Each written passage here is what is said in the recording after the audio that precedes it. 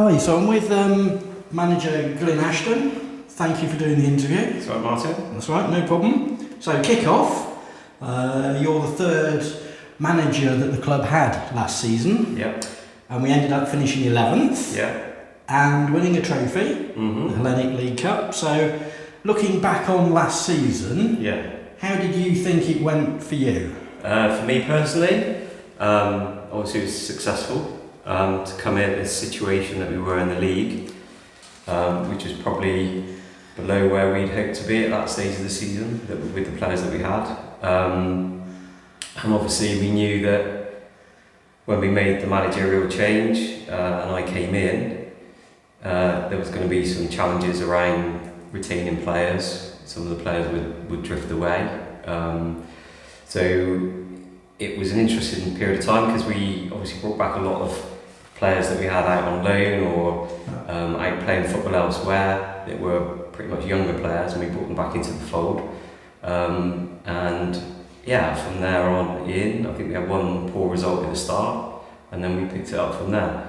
But for me personally, it wasn't just down to me, it was down to Matt Curry, who obviously remained, he'd been a constant coach throughout the season with the other two managers that had been here. And obviously I brought him to the club in the first place, I'm sort of very close to him. So the fact that he came in with me, added a bit of continuity, but also he's a fantastic coach. So bringing him into the fold made a massive difference. So from there on in, it sort of picked up a little bit. We got ourselves a bit more organised perhaps. Brought a few extra players in with the right kind of personality, and we pushed on from there. So it turned out to be a good season. Nice. I think form guide, I think we did pretty well, and based on the form that we had towards the end of the season, was pretty good in the league. So we probably, had we started the season in the same sort of manner, we hopefully would have finished much higher up the league. So right. Yeah. So if we look forward, after a proposed rejig, we've ended up back in the Hellenic League, so we've got teams that we already know, and we've obviously got a cup to defend and everything. How's staying in the Hellenic League going to make retention of players a little bit easier because the travel's a bit more local than what it would have been? Absolutely, yeah. So, me personally, whether other people within the club had an inkling of what might happen, but I never factored in the fact that we might be moving leagues. It never really came into my thinking. So in terms of finishing the season on a relative high, and then planning for this season, we were pretty much sorted within a couple of weeks of the end of the season in terms of talking to a lot of the players, planning out pre-season friendlies, planning out our training structure, and quite a bit of commitment for players about staying with us for this season. Spoke to a few players that we wanted to bring in, and then all of that was sort of thrown up in the air with the proposed move to the Western League, which, in fairness to a few of our players, probably couldn't have committed to that level of travel. And some of the players that we wanted to bring in were sort of on the fence a little bit because they wanted to see where we ended up from a league point of view, because it would have made a significant difference from a travel point of view, obviously for the players but also for the coaching staff. So ultimately I think we're in a tougher league in the Hellenic Premier Division. I think it's a tougher league than the Western League. So in terms of purely from a football point of view, it's a tougher challenge, I believe. So in that way, you kind of think, well, you sort of invite more pressure onto yourself. But from a player retention point of view, it has made things hugely, much easier for us to plan and obviously, like I say, retain players and bring some new players in. As far as the league's concerned, we know it's going to be a very tough league next season. We've got Worcester City coming into the league, Worcester Raiders are going to be strong, some teams from Hereford are going to be strong, teams like Roman Glass I would be expected to try and kick on a little bit, having finished the season well. Caution are going to be strong, they're going to be going for it. So it's going to be a challenging league, but that's what football's all about. If you can't compete, there's no point in playing the game, is there? So exactly. So we're up for the challenge. And we'll give it a damn good go next season. The club changed tack a few years ago, and we've done the youth policy, and we've obviously got a very close relationship with the SGS College, and I think that's the first time I bumped into you, probably quite a few years ago now, at the college. So now that's been established for quite a few years, how's it working out in practice? Are you happy with everything, how it's working? Yeah, absolutely. Yeah, so a couple of things to say on that. I mean, I think a lot of praise got to go to Ollie Price because he put it in place to start with SGS. I mean, I think at that stage we didn't really have much connection as a club with our youth section. We didn't have an under-18s team here. So it seemed like an obvious thing to start building a youth section or some connections with youth, and the college seemed an obvious choice in that respect. And it worked out perfectly for me personally because a lot of my players that just turned into under-18 football went to the college as well. So that link worked perfectly for me, personally. But as time's gone on, I think that relationship is as strong as ever. I've had a meeting with them just this week to talk about the coming season and the players that are coming through their system.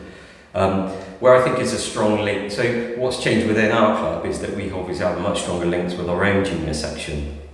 We have our own under-18 team that play up here on midweek in the Floodlit League, but we still have a strong connection with SGS, and actually there's some crossover between the two teams. But also looking forward, we've got to, there's our under-16s now, probably 5, 6, 7, maybe more than that, will be going to SGS. So for us, it's a way of making sure that a lot of our players that are finishing through the junior section still are under our umbrella, on our radar, so that we'd like to think that when they're ready to make first team football, that the team that they come back to is Mangotsfield United because it's been their mainstay for many, many years. So SGS is very, very important to us alongside our current youth setup, which, again, that's how I started out. That was my original job, was to keep an eye on all these things and make sure that the youth system, whether it be SGS or our own youth system, are then feeding into the first team so that we can try and bring through some homegrown talent every season. So it's worked into a two-way process? Yeah. They're giving players to feed into our first team, and we're giving them the youth, the really young players, to develop and bring on. We're promoting, when kids are leaving school and they're looking, deciding what to do. SGS has a very good education programme, but also alongside they've got a very good football programme. So, I would actively encourage kids and parents to look at that college course or that college setup, because they can play football, they can carry on their education, and they'll get good coaching there. And like I say, when they've completed their education, if they don't go to uni and they come back into mainstream, they have to go and get a job eventually, hopefully the place that they'll come to play their football is Mangotsfield United. So that relationship is sort of very strong. I see it as a very important part of our setup going forward. Right. Coming back to you as a manager, not everybody wants to be a manager. No. So is there something that inspired you to take on that role? Not particularly, no. The truth is that I've managed adult football since I was 30. So obviously someone saw something in me that was able to do it, but I became a player manager when I was in my 30s, which is 20 odd years ago. Yeah, no. So I player manager for many years, and then that's when I got involved with coaching the junior section when my own lad, who obviously now plays with the first team, was 5. So I ended up getting asked to do coaching for the junior section. So over a period of time, I kind of took more of a backseat to the adult management and got more involved in in coaching the kids and managing the kids. So in truth, I had no real ambition to get back into managing men's football. But obviously when the situation happened with Ollie and he sort of left quite quickly, because I was running the under-18s, I was the obvious choice really, just to try and hold the fort for a period of time. And I think the issue with me is I've got more of a vested interest in the club beyond just being first team manager. So I would always want to step in and help out wherever possible. In terms of ambitions as a manager, I'd never manage anywhere else. So I'm not a career manager, so if someone came knocking on the door and said come and manage another first team elsewhere in step 4, step 3, I'm not interested. This is my club now, so I will do this as well as I can for as long as I feel as though I'm the right person to do it. And if we decide over a period of time, it could be this season, could be next season, could be a few seasons time, if we decide that I'm not the right person anymore, then we'll bring someone else in, but I'll still remain at the club and support the manager and the club in any way I can. Okay. So in your time as a manager, Do you have a preferred style of play? Yeah. Or does it vary depending upon what player's ability you've got and, to fit in with them? Yeah. Well, it's an interesting question, that. Yeah, I have a preferred way of playing, but also I feel as though, and this probably helps with having quite a few young players in the squad, the young players that we've got within the squad, we don't just look at their ability levels, we look at their ability to be coached and listen and have the right kind of personality and the right kind of commitment to what we're trying to do here. So if you've got the right player, then it enables you to play in a number of different ways. So last season we played in a number of different ways based on the opposition that we were playing against. Sometimes we had to go a little bit more defensive, and which isn't necessarily the way I always want to play, but sometimes you have to do that. You have to make sure you stop conceding goals. But also, we did score a fair amount of goals last season. So we have a preferred way of playing, but also I think we're adaptable enough to play different styles of football, different formations. We can play 3 at the back, we can play 4 at the back, we can play 2 up front, we can play 1 up. So we've got options, and I think with the players that we've got, and this is a big thing, the players that we've got now and the players that we're looking to bring in have got to be adaptable in terms of how we want to play, because not every single game is the same way, and sometimes you need to change the way you play and during a match, because the way you're playing doesn't suit you or isn't working, then you've got to be able to adapt to the situation you're in and play a different way. So I think that's what we've been really good at this season. We've been able to do that, and that's by it's partly to do, or a big part to do with Matt Curry as well, because he's a good coach. He sees things similar but sometimes different to me, so we're able to adjust things as we go. So yeah. So when it comes to developing a game plan, are you more focused on your own players and what you want to do, and you don't worry too much about the opposition? Yeah. Or how do you get the balance? I think it'd be naive to say that you just worry about how you play. I think, if you're Man City and you've got the best players in the world, then you can play whatever way you want to play, don't you? And the opposition got to worry about you. But I think in our league, even the top teams, last season, Cribs and Malvern, they would all probably give respect to the opposition that they're up against, and maybe play a slightly different way based on who they're playing against. So we would look at that, and we do analysis. We have VO camera, so we analyse games that we've played against opposition. So if we played them once before, then we've got ammunition, or we've got information to put a game plan together for the following game. But we also pick up footage elsewhere. We do our research, we talk to other managers about how other teams play. I'd say it's 50-50. We look at how we can play, but also we look at what the opposition bring and how we can get the best out of our team and exploit perhaps any weaknesses or in the opposition. So and we pick teams accordingly, and we pick players accordingly. So we have a long season. Yeah. Apart from all the league games, there's a variety of cup games here and there. Yeah. So you can easily play, say for example, 50 odd games in a season. Yeah. So do you try and have targets in, say, 10 game chunks to try and reach and help development and keep improving, or do you just literally just take a handful of games at a time? It's to say game by game is sort of it's a cliche, and it's whatever managers say, but effectively that's what happened when we came in. We looked at the first game that we had. That was a difficult game for us, but we looked at the VO. We realised where some of our weaknesses were. We worked on those, and the following game we got a result, and we just went step by step. So I think how we'll run the team will be step by step in terms of game to game, but also, let's be honest about it. There are certain, because we know the kind of clubs that are going for it, the kind of signings that they've made, the kind of budgets that they have, there'll be certain teams there that are going to be strong, and we have to be, we have to adapt our game plan accordingly. But there are other teams in the league that we feel as though if we play well, then we should get a result.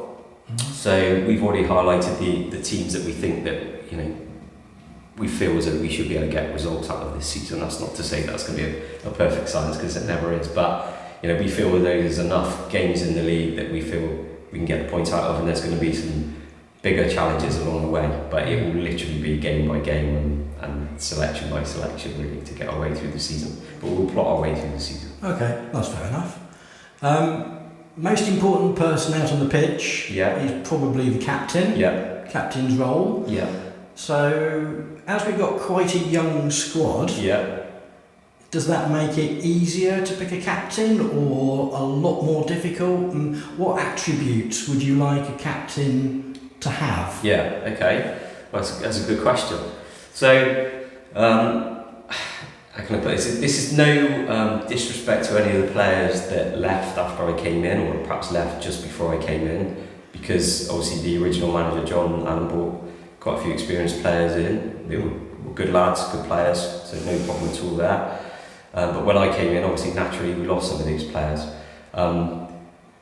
If I'm completely honest, I feel as though I kept the best ones in terms of not necessarily technical ability, but in terms of a mixture of ability, but personalities, good lads, and particularly good with the younger players that we've got in the squad. So Harley Purnell, it's been absolutely superb since we've come in this season. He's everything you want in a captain. He's committed. He's probably one of our best players. Great on the ball, takes responsibility, but more importantly, he will give the younger players a kick up the backside if they need it, but he will do it in the right way. And more importantly, rather than just shouting and bawling at players, he'll lead by example. He'll take responsibility on the pitch. But we've got him, we've got Stuart Tovey, who's captained the side a number of times. He's exactly the same, great personality, leads by example. Relatively quiet in the changing room, but out on the pitch, you will say what needs to be said. And Jordan Ansley's been very good as well. You can tell he's a coach himself, which he is. And that comes through on the pitch, how he talks to players and how constructive he is. So the three older players that we ended up keeping last season were the best ones, and I would say that between the three of them, they kind of captained the side, but Harley obviously was the standout captain. Going forward, I'd like to think that Harley will remain as our captain for the coming season, but what I expect now is the younger players to actually start becoming captains themselves. They need to step up. So a lot of the younger players are like 19, 20, 21 now, and then they're working, so they need to sort of step up and not rely on other people to tell them what to do. They need to show a bit of personality and perhaps tell some of the older players what they need to be doing in the right possible way. But we won't have any fallouts because, like I said, all the players that we've got in the changing room now are good lads and respect each other and do things the right way. Okay. Last few simple questions. What's the best bit about being a manager? Best bit about being a manager? Difficult. Success, I suppose. And I'd probably speak for Matt as well. And Matt Doe played a big part in our coaching setup last season. He's gonna help for the first part of the season, but he's gonna go back to playing because he's only 30, so he deserves to be putting the boots on every week. But in terms of how we are, we're pretty humble people. I get more satisfaction from watching players play well and being successful on the pitch than I would get personally. I've had a long playing career, so I've had some success along the way. It's much more enjoyable when you're a player than you are as a manager, because there's the stress factor on the line. But I suppose the cup final brought a lot of satisfaction because it showed that the players, albeit they're mainly a young side, were able to cope with pressure in a difficult situation. It wasn't just a one-off game, it was over 2 legs. Against a very, very well-drilled, well-coached, good side, which were Pershore, who obviously run away with their league. So that gave me a lot of satisfaction. So in a roundabout way, I get much more satisfaction out of watching players improve, be successful, enjoy their football, and ultimately go on to have longer football careers. I'll get my joy probably in 10, 15 years' time when I look back and see that the players that we've had come through our system have really good football careers and be successful. So the flip side, what's the worst bit? The worst bit, sometimes, all managers will tell you this, is commitment. So sometimes, making sure that you get numbers to training because there's important things you want to work on. And the dreaded, sometimes Friday night phone calls that you get where a player you think is going to be fit and it's important to your first team squad the next day, pulls out for whatever reason, injury or got to work or whatever it may be. So that's the worst side of management is dealing with those disappointments of not having the players that you want, because that can change from game to game. But yeah, other than that. Yeah. But like I say, if you fill your squad with good lads that are reliable and committed, then you don't have those moments too often. Fair enough. Final question. Yes. What's the best bit of advice you've ever been given? Best bit of advice I've ever been given? Trust your instincts. Yeah, trust your instincts. I think sometimes you can get hung up on other things that are going on around you and what people say to you, and I think it's important to listen to advice. I mean, certainly I listen a lot to the other coaching staff that I've got, Matt Curry, Matt Doe. We've got a new coach coming in this season, Matt Denton, who's fantastic, so we're looking forward to working with him. So I will listen to all of these people. I will listen to what you say, I will listen to what they say in the bar, I will listen to what people say on the in the terraces and the seats, and I'll listen to the supporters when I go in the supporters bar after. So I'll take all those things into consideration, and it is important to get as many opinions as possible. But ultimately, you put all those into the mix, and then you've got to come to your own decision. You've got to trust your judgment. Cool. Thanks ever so much, Glyn. It's okay. It's been brilliant. Enjoyed that. All right. Good. And I'll see you again when we're playing. Yeah. Okay. We're looking forward to it.